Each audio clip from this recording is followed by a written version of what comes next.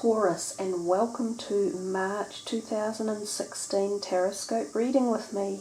Hey guys, I hope you've got some time to sit back and relax and see what messages are coming through. You can see we're using the Morgan Greer deck, and the crystals in the background are crystals of the month for March. I decided to go with that flow. You've got an amethyst, a double point healer amethyst in the background, the purple, and also a beautiful white, milky white moonstone crystal. I love the moonstone. It often has shimmers of rainbow energies through it. It's very protective. It's all about new beginnings and new energies in your life. As well, it's very good for digestive and reproductive systems, and assimilates nutrients, eliminates toxins and fluid retention, alleviates degenerative conditions of the skin, hair, eyes and fleshy organs such as the liver.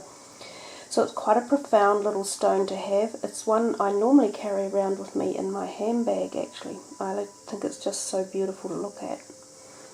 Now March is turning out to be quite a powerful month for quite a few reasons. First off, we have two eclipses.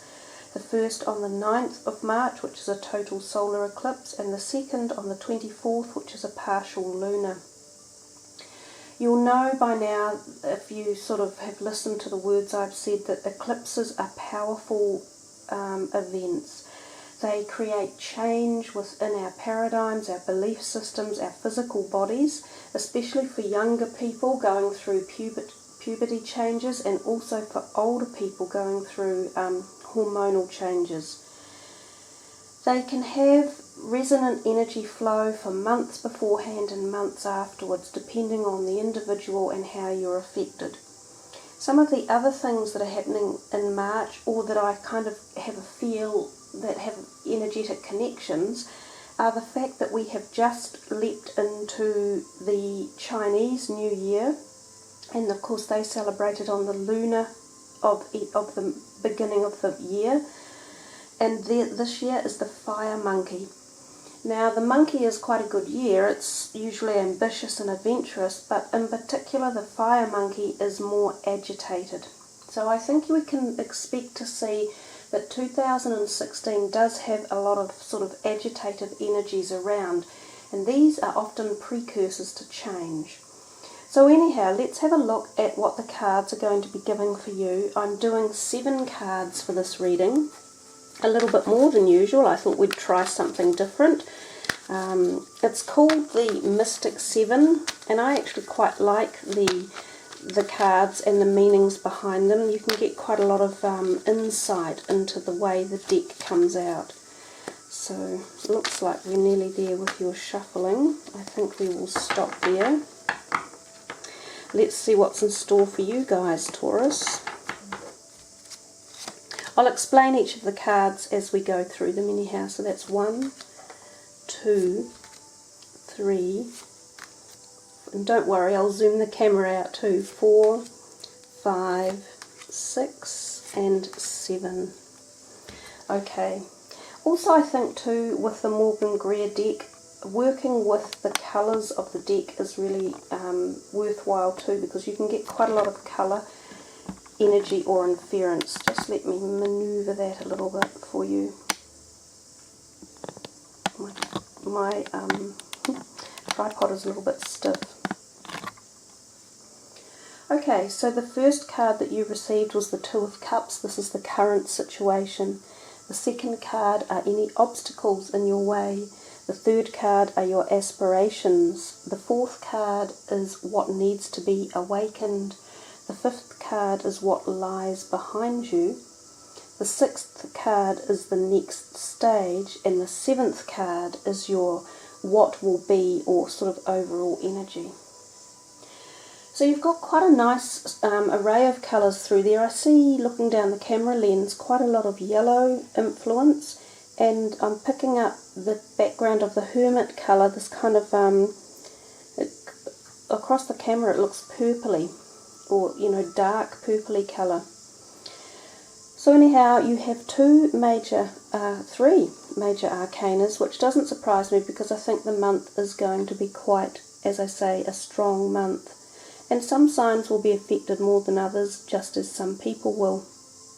Let's have a look at your current situation. It's a really nice way to start your reading.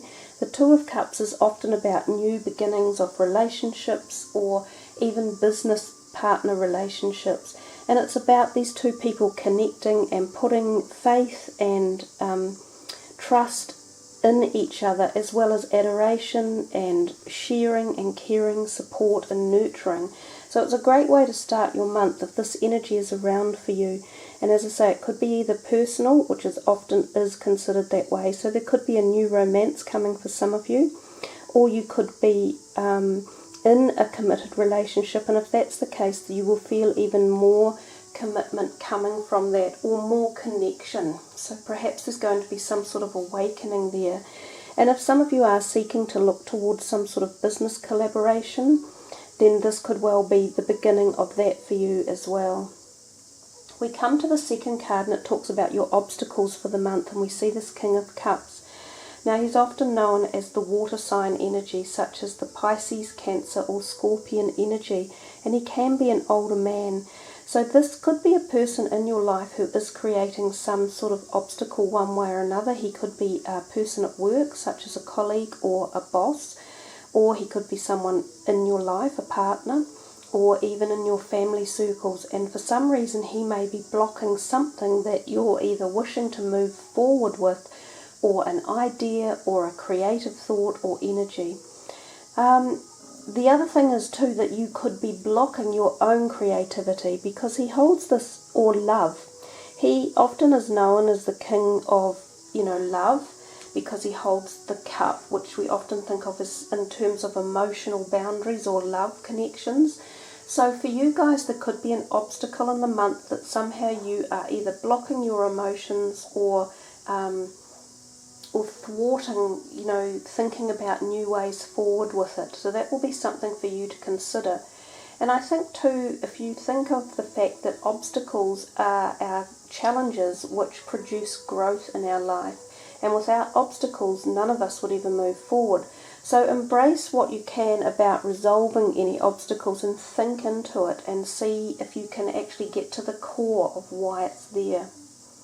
The third card is our aspiration, and he's looking back in here too. So he's the Nine of Rods, and he kind of is about feeling as if you might have been at something for a long time and have had to put a lot of energy or work or creative thought, power or passion into something, and it's starting to come together for you. And the aspiration might be that you use all of this previous knowledge or ideas or energy and take it into maybe this part of your life, because he's looking directly in there. So your aspirations might be able to get over your obstacles one way or another. And it also talks about not giving up, because the 9 is coming towards the 10, which is the ending of a cycle, similar to the World card. So your hard work and efforts will be rewarded. Don't give up yet. Keep going a little bit longer. We come down here to the 4th card, and this is what needs to be awakened. Now we see this Justice as one of the major arcana cards for you, and we note that we think of justice in terms of legal issues. So sometimes if there are any legal documents that need signing, such as the formation of a business or a relationship, such as a marriage, or anything that you might be signing, could be the purchase of something big, such as a house or some sort of investment that you're signing up on. Sometimes this is when legal documents appear, and it would warn us to make sure that they are balanced and stable, and that you have checked everything in due diligence, I think is the word. So that's one of the things about the Justice card. And the other part of it is, it's quite often called a karmic card, and it's about re-establishment of some sort of balance back in your area.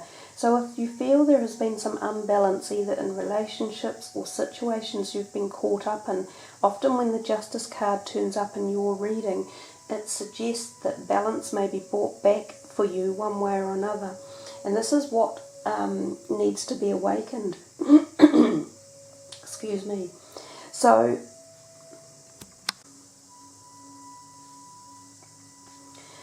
sitting in this position in particular, I think it has the propensity to be a really good card for you guys about, as I say, the balancing of either some karmic event, which can be past life event, so it can be some healing at the soul level, or it could just be in this realm of life, but it still talks about bringing balance into a situation that has either been past in the past or you're dealing with right now. Again, try and focus on this card and the energies and see where the area of justice in your life could be brought into harmony and balance. And also it can be just a reminder to make sure we balance ourselves physically especially, and emotionally and spiritually and within relationships. So the next card, the fifth one, is what lies behind you, and this is the Page of Swords. Now, this could be again to do with relationships and sometimes younger people, and it can be an air sign. So there could be someone that you are leaving behind or who has left. Often when we see the swords, we think of verbal communication or words. So whether or not this person was someone that you have had words with, or there is something to do with a relationship that was built on some form of communication and that you're choosing to leave it behind.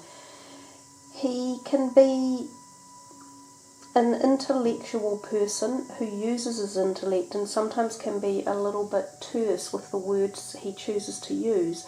So perhaps he's affiliated somehow in this card here, this Justice card.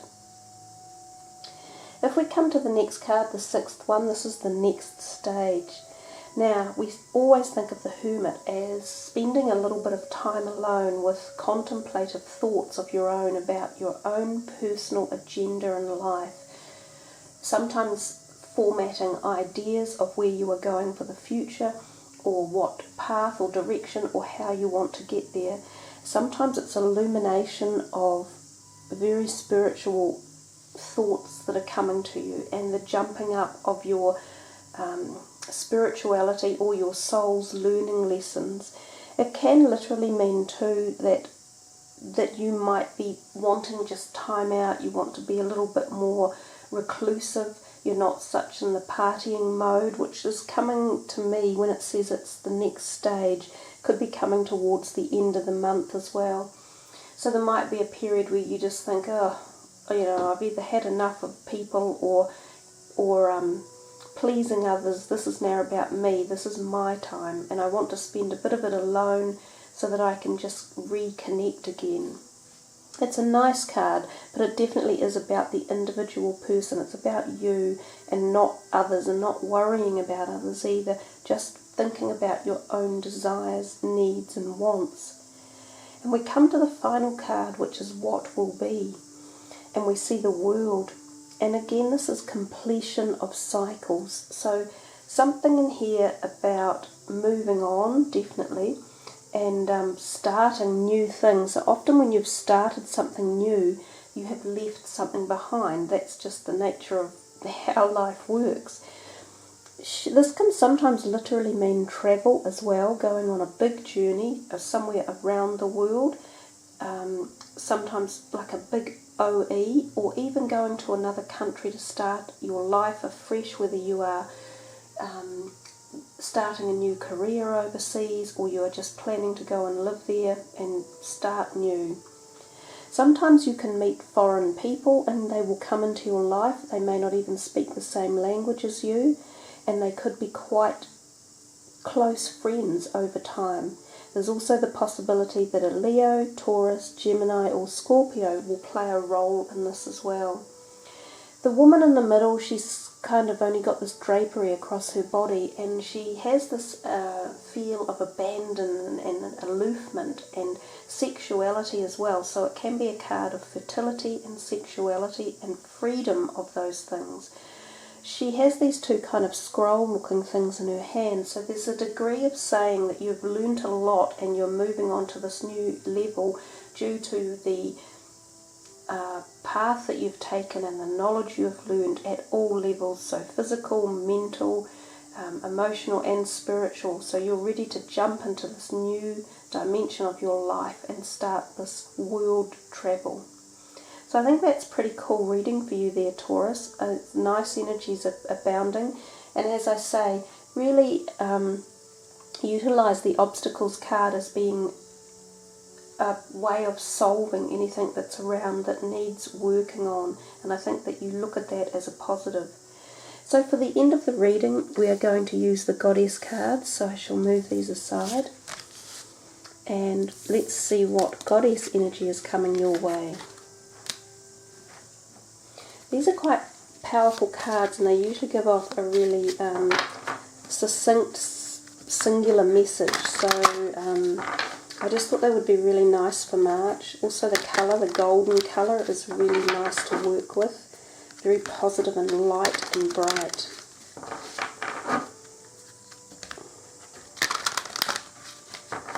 And I think for you guys, I'm going to pull the fourth card down when we finish the shuffling. Okay, 1, 2, 3. So it's this card here. Irene. Peace. There's no need to worry as everything is working out beautifully. I think that is a beautiful card to get, you guys.